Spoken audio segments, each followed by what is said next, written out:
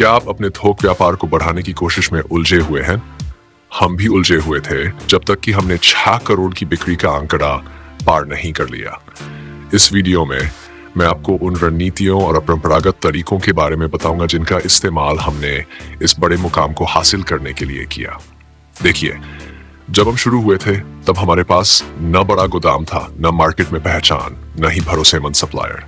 बस एक सपना था, अपना खुद का थोक कारोबार खड़ा करने का। लेकिन धीरे धीरे हमें समझ आया कि व्यापार में सिर्फ मेहनत नहीं, सोच की दिशा भी मायने रखती है। अक्सर लोग थोक व्यापार को पुराने तरीके से चलाते हैं, सस्ता खरीदो, थोड़ा महंगा बेचो। लेकिन असली खेल वहीं से शुरू होता है जहां आप सोच बदलते हैं। पहले साल में हमने भी वही गलती की जो हर नया व्यापारी करता है, बिना रणनीति के ज्यादा माल उठाना। दुकान में स्टॉक भरा पड़ा रहता था लेकिन ग्राहक नहीं आते थे। हमें लगता था कि जितना बड़ा स्टॉक उतनी बड़ी बिक्री। लेकिन फिर एक दिन हमने देखा कि हमारे एक जानकार व्यापारी के पास सिर्फ 3 प्रोडक्ट थे और उसकी मासिक बिक्री हमारी पूरी दुकान से ज्यादा थी। तब हमने समझा कि थोक व्यापार में मात्रा नहीं, रफ्तार मायने रखती है। हमने धीरे धीरे अपने पूरे सिस्टम को बदला। पहला कदम था डेटा पर चढ़ना, व्यापार अंदाजे पर नहीं।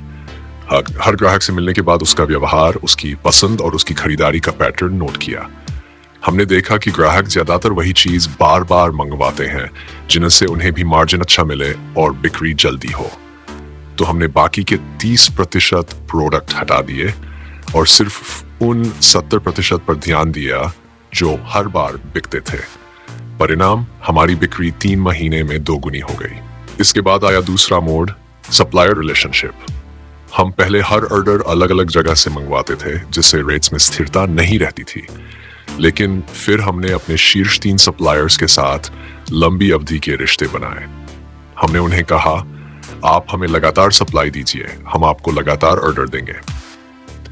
धीरे धीरे हमें ऐसे दाम मिलने लगे जो दूसरे सप्लायर्स को सपने में भी नहीं मिलते थे।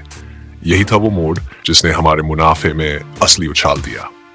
तीसरा बड़ा सबक जो हमने सीखा, ग्राहक सिर्फ प्रोडक्ट नहीं, भरोसा खरीदता है। एक बार जब ग्राहक आपको भरोसेमंद मान लेता है तो वह कभी आपसे दूर नहीं जाता।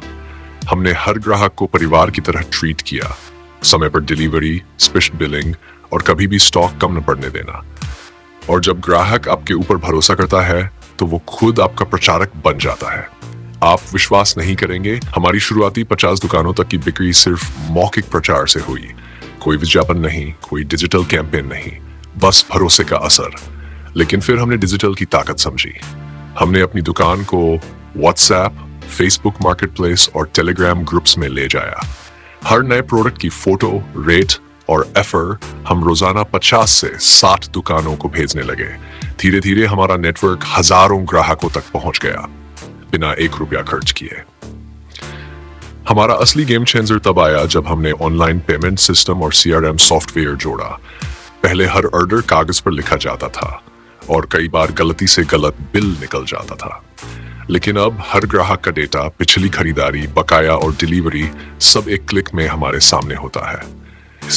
इससे न सिर्फ हमारी प्रोफेशनल इमेज बनी बल्कि काम की रफ्तार भी 3 गुना बढ़ी। और हाँ, एक बात मैं दिल से कहना चाहता हूँ, थोक व्यापार में सबसे बड़ी पूंजी साख यानी आपकी प्रतिष्ठा होती है। आप 10 बार घाटा खा सकते हैं, लेकिन अगर आपकी साख टूटी तो 100 बार भी शुरू करो, सफलता नहीं मिलेगी। इसलिए हर ऑर्डर, हर ग्राहक, हर वादा पूरा निभाओ। लोग रेट भूल जाते हैं लेकिन व्यवहार नहीं भूलते। आज जब लोग पूछते हैं आपकी 6 करोड़ की बिक्री का राज क्या है, तो मैं मुस्कुरा कर कहता हूँ, राज किसी मशीन या सॉफ्टवेयर में नहीं है। राज है उस सोच में जो हर मुश्किल के समय भी कहती रही, यह व्यापार चल सकता है अगर दिशा सही हो।